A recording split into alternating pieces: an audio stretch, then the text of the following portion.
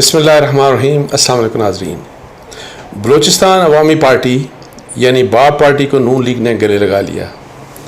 باب کے متعلق اپنے تمام گلے شکوے نون لیگ بھول چکی۔ وہ تانے جو نون لیگ باب کے حوالے سے تحریک انصاف اور پاکستان پیپلز پارٹی کو دیتی تھی، آج وہی تانے پلٹ کر نون لیگ کو چڑھا رہے ہیں۔ یاد دلایا جا رہا ہے کہ آخر پاکستانی سیاست کے باب کو نواز شریف نے بھی تسلیم کر لیا۔ نواز شریف حکومت کے خاتمے اور باب کے کردار اور بعد میں باب کی عمران خان پروجیکٹ کی کامیابی، تحریک انصاف حکومت کے بنوانے میں کردار سے پیپلز پارٹی کے ساتھ یاری تک نون لیگ ایک عرصے تک سیکھ پا رہی اور باب کے بارے میں خوب تانے سازی کرتی رہی۔ جب عمران خان کی حکومت کے خاتمے کا وقت آیا تو پاکستان کی سیاست کے باب نے پلٹا کھایا اور باب پارٹی عمران خان کے خلاف ہو گئی۔ اب جب نواز شریف ایک لاڈلے کے طور پر پاکستان واپس آئے تو ان کا سب سے پہلا دورہ بلوچستان کا ہوا، جہاں انہوں نے ہماری سیاست کے باب کو سب کے سامنے گلے لگا لیا۔ یعنی دونوں ایک ہو گئے، شیر و شکر ہو گئے، جو اس بات کا اشارہ ہے کہ نون لیگ آئندہ حکومت بنانے جا رہی ہے۔ انتخابات 2018 اگر محض ایک رسمی کارروائی تھے تو اب کی بار بھی ایسا ہی ہوتا ہوا نظر آ رہا ہے۔ باب کی سیاست کو دیکھیں تو ایک بات ثابت ہوتی ہے کہ گزشتہ 5-6 سال میں پاکستان کی سیاست کے باب نے تینوں بڑی سیاسی جماعتوں یعنی تحریک انصاف، نون لیگ اور پیپلز پارٹی کو ننگا کر دیا۔ جمہوریت تو یہاں محض ایک ڈھکوسلا ہے۔ سیاستدانوں نے جمہوریت کو بس ووٹوں اور الیکشن تک محدود کر دیا ہے اور اس کے لیے وہ کسی بھی قسم کی 2 نمبری کے لیے ہر وقت تیار رہتے ہیں۔ اگر ایک طرف کوئی بھی سویلین بالادستی کے لیے سنجیدہ نہیں تو دوسری طرف اسٹیبلشمنٹ کو سیاست سے دور کرنے کی بجائے ہر کوئی اسٹیبلشمنٹ کی خوشنودی کا طلبگار رہتا ہے، اور یہ ہماری سیاست اور ریاست کے دائرے کا وہ سفر ہے جو رکنے یا بدلنے کا نام ہی نہیں لیتا۔ پاکستان کی سیاست کے باب کے یہ تمام سیاسی جماعتیں اس وقت تک محتاج رہیں گی جب تک ہم جمہوریت کی روح کے مطابق سیاست نہیں کرتے۔ جمہوریت اور آئین کی بات کرنے والوں کو صرف انتخابات اور اقتدار کے بارے میں سوچنے کی بجائے جمہوریت کے اصل مقصد کی حصول کے لیے کام کرنا پڑے گا۔ آئین کی چند شقوں پر اپنے سیاسی مفادات کے لیے توجہ کی بجائے آئین پر مکمل عمل کرنے کا عزم کرنا پڑے گا۔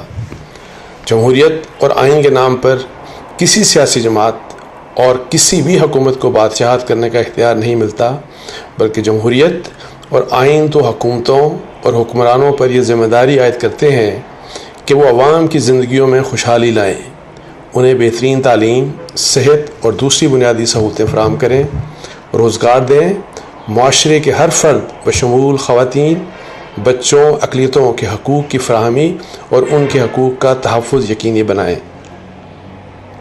ہر سرکاری ادارہ عوام کو بہترین سروسز فراہم کرنے کا پابند ہو، نہ کہ جائز کام بھی رشوت اور سفارش کی بنیاد پر ہوں، جو بدقسمتی سے ہمارے ہاں رواج بن چکا ہے۔ کتنی حکومتیں آئیں اور گئیں، کتنے بڑے بڑے نعرے لگائے گئے، وعدے کیے گئے، لیکن عوام کے لیے دھکے ہی دھکے۔ کسی سرکاری محکمے میں چلے جائیں، بغیر سفارش، رشوت، جائز سے جائز کام بھی نہیں ہوتا۔ یہ ملک اشرافیہ اور مافیاز کے لیے رہ گیا ہے۔ اس 2 نمبر جمہوریت کے ہاتھوں عوام بیچارے تو رل گئے ہیں۔ ان کے لیے جمہوریت کا مطلب صرف الیکشنز اور ووٹ ڈالنا ہے۔ ایک بار پھر ووٹ کا ڈرامہ رچے گا، لیکن کیا پاکستان تبدیل ہوگا؟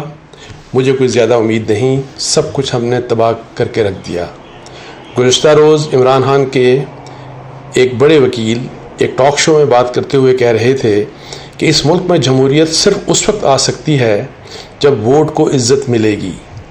ان کے کہنے کا مطلب تھا کہ جب اسٹیبلشمنٹ ووٹ کو عزت دے گی تو پھر ہی معاملات ٹھیک ہوں گے۔ ان کی اس بات سے میں جزوی طور پر متفق ہوں۔ وہ اس لیے کہ اسٹیبلشمنٹ کو اگر ایک طرف ووٹ کو عزت دینی چاہیے تو دوسری طرف سیاستدان جو ووٹ لے کر حکومت بناتے ہیں انہیں بھی ووٹ کو عزت دینی ہوگی۔ یعنی جو عوام سے ووٹ لیتے ہیں جو عوام سے ووٹ لیتے وقت الیکشن میں وعدے کیے جاتے ہیں انہیں پورا کرنا اشد ضروری ہے، اور یہ ووٹ کی وہ عزت ہے جو اگر ہمارے سیاستدان سمجھ لیں اور اس پر عمل کریں تو پھر اسٹیبلشمنٹ بھی ووٹ کو عزت دینے پر مجبور ہو جائے گی۔ یعنی سیاستدان اگر سویلین بالادستی چاہتے ہیں تو انہیں اپنے اقتدار میں دن رات عوام کی فلاح اور خوشحالی کے لیے پرفارمنس دینا ہوگی، اس کے علاوہ کوئی شارٹ کٹ نہیں، اور یہ ہم بار بار دیکھ چکے ہیں۔ اس کے ساتھ ہی مجھے اجازت دیجیے، جزاک اللہ، السلام علیکم ورحمۃ اللہ۔